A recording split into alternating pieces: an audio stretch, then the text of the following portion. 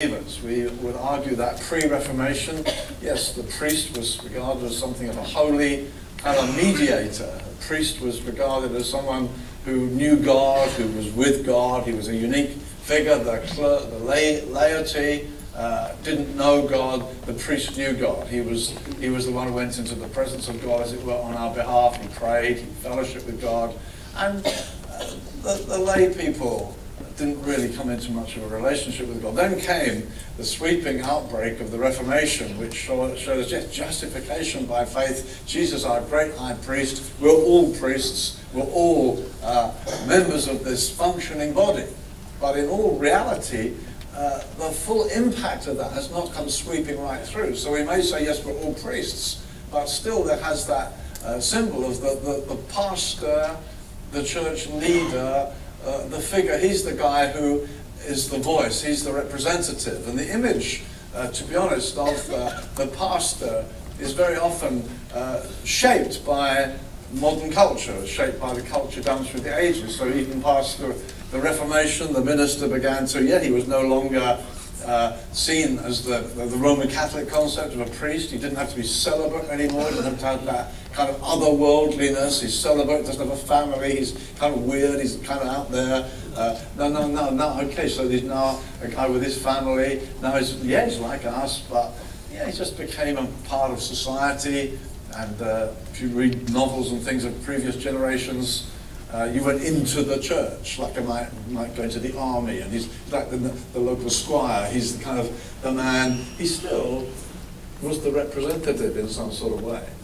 And then gradually, as time went by, and the Enlightenment and people learning, and the preacher needs to learn more. So we started Bible schools and more research, and making sure you've got degrees so that you can answer the critics. And so, you had to get your degree because, we can answer that back. So what was happening in the world was often shaping what was happening in the church. And then gradually the whole kind of therapy thing came through with people who say, lie down, tell me your deepest troubles, I can answer you. Well, the pastor better learn to delve back into people's history and find out about them and draw things out. So that became to be an emphasis. The pastor was able to heal your deep wounds. And then gradually, we're going into church growth, we're going into having your 5-year plan. You need to learn from the business world because they know about 5-year plans and how to think ahead.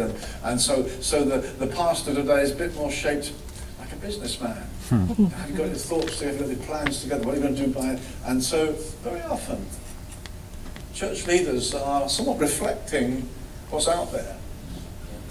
In the Bible, it says there are pastors and teachers. I want to work through this series, this list of ministries, backwards. It says he ascended on high, he gave some apostles, he gave some prophets, he gave some evangelists, he gave some pastors and teachers. Now, some would question even the possibility of those ministries continuing.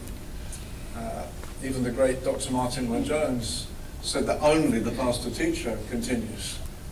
For him, even the evangelist is finished, according to his writing on Ephesians 4. That's a finished thing. So he only says one has continued. I want to argue in the end for all of them to continue, but I want to start in reverse order because we're most comfortable with the pastor-teacher.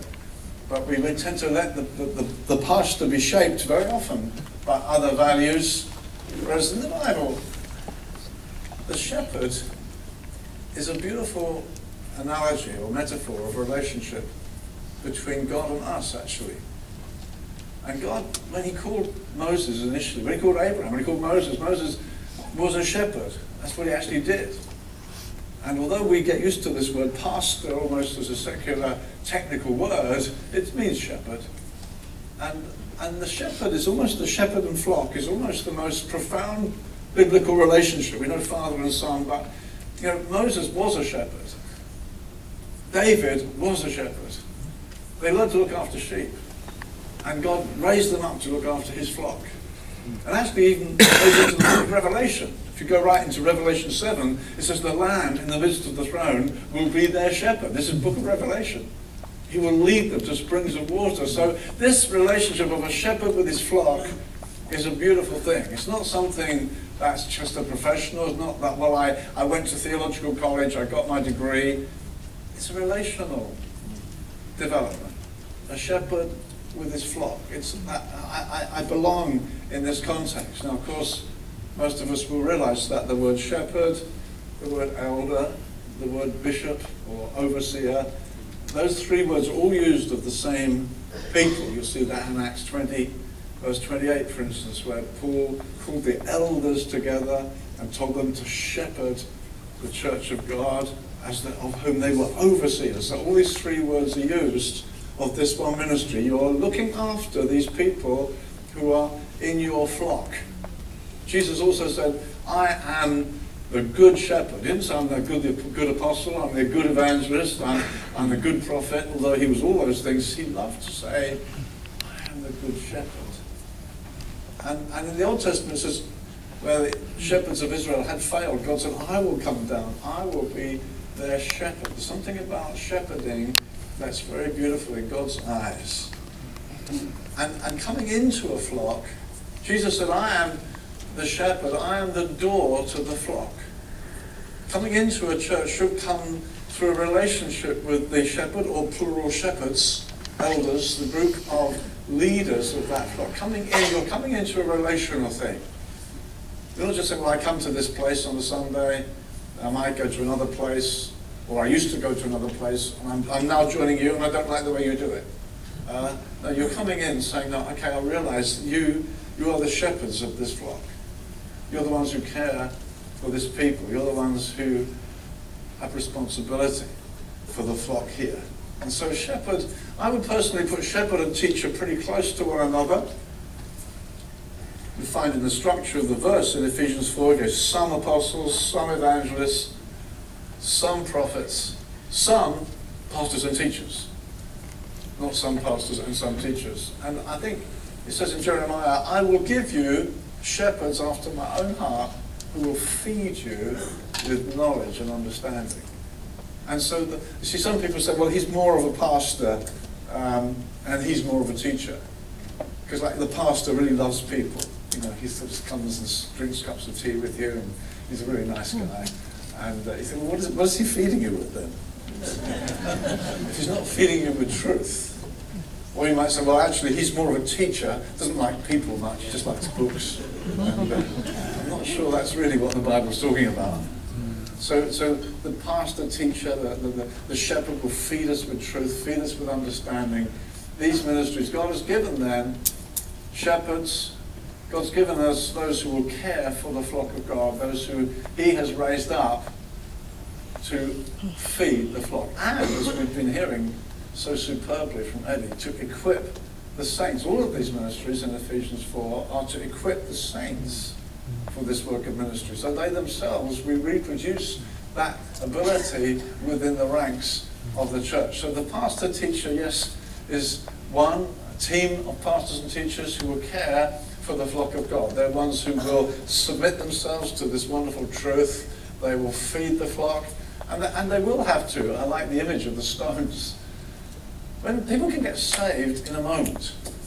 You know, people often say, if you don't preach a proper gospel, they won't get properly saved. You have to include this and this and this and this. And if you don't include this really very biblical gospel, they'll have an inadequate conversion. It's not true. People get saved in the most extraordinary ways. Amazing, amazing. I heard some testimonies very recently. I was in the USA and I was just meeting a group of elders, asking, tell us your background. And it was amazing stories of redemption, really. People with broken lives. One of them saying, I was in this terrible state, in this terrible state. I was crying out, oh, God help me. I turned on the television, and one of these outrageous people on American television, and they preached the gospel, and I knelt on the floor in my room and got saved. You think, okay. You know, you can. People say, how do you get saved? Well, I saw this text on the side of a bus. I thought, wow, is that true? And people get saved like that. But actually, your health isn't the way you got born. It's the health of the family you join. And when you come in with a completely wrong worldview, especially in the modern world. Christendom's impact on the British culture is gone. So people come in with their views about marriage, about sexual relationships, about the workplace, about getting away with money things. They've got all these things. That's their worldview has to be completely taken away and replaced by a completely different worldview. We don't just ask Jesus into our heart and turn up at meetings on Sunday. So the teaching has got to eradicate from us a whole load of values that have to be drained away and be replaced by another body of truth that changes the way we look at everything. So the role of the teaching is not just give information. It's totally life-changing. It kills things off. It is like a hammer. That has to go. That has to go. God wants to replace that with completely different values. Oh, but my neighbour. Yeah, your neighbour doesn't know the gospel. Oh, but my parents. Yeah, did they know?